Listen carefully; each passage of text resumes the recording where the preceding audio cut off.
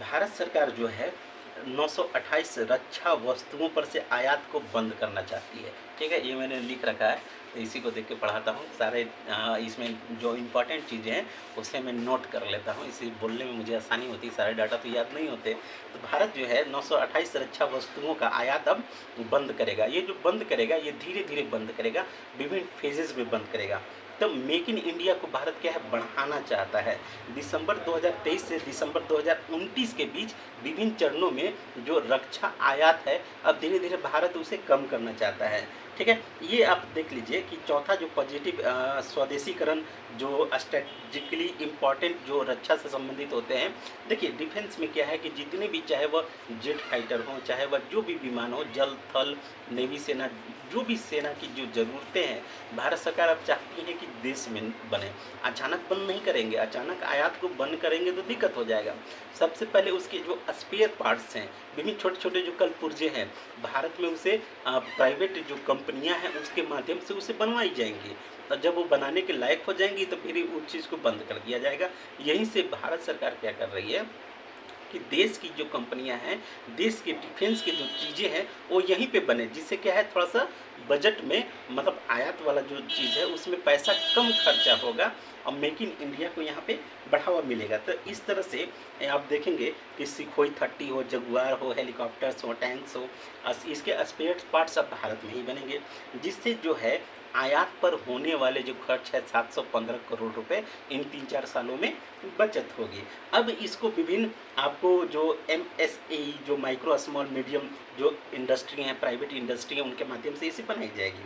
अब यहाँ पे देखते हैं कि भारत ने इसे धीरे धीरे बैन किया, जैसे अगस्त 2020 में, मई 2021 में, अप्रैल 2022 में, अक्टूबर 22 में। तो बड़े जो वीपन्स हैं उनके जो स्पेयर पार्ट्स हैं अब भारत में ही बनाई जा रही है। भारत जानता है, बहुत समझदार देश है।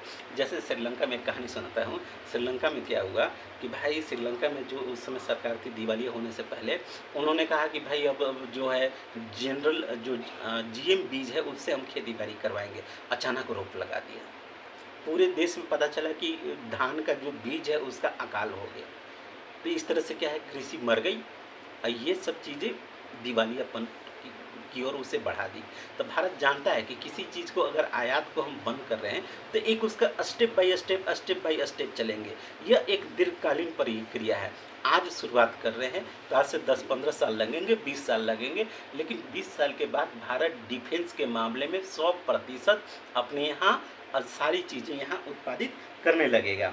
अब यहाँ पे देखिए मिलिट्री जो हार्डवेयर है वो खरीदने के लिए भारत के अंदर ही जो आपको ये चीज़ सारी चीज़ खरीदे जाएंगे। तो देश के अंदर 1 लाख करोड़ रुपए का जो मिलिट्री हार्डवेयर है देश के अंदर की जो कंपनियां उसी से खरीदेंगी।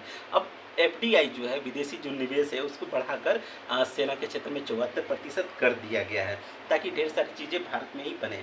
इसमें आप देखिएगा कि 2500 चीज़ों को जो बैन किया है टोटल मिला के, उसमें 1238 चीज़ों की पहचान की है और 310 विभिन्न प्रकार की चीज़ों का देश में विनिर्माण होने लगा है।